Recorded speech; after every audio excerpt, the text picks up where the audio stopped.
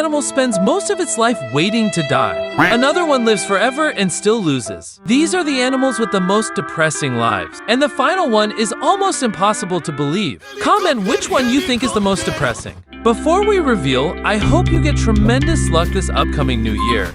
Top 5. The cicada. You hatch, fall into dirt, and immediately dig underground. You wait 13 to 17 years in darkness just to live 3 weeks and die. Top 4. The mayfly. You spend years growing underwater without ever seeing the sky. You become an adult, reproduce within hours, and die the same day.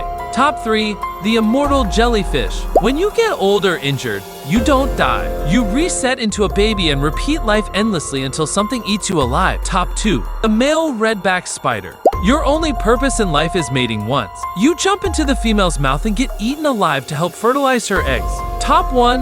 The Greenland shark.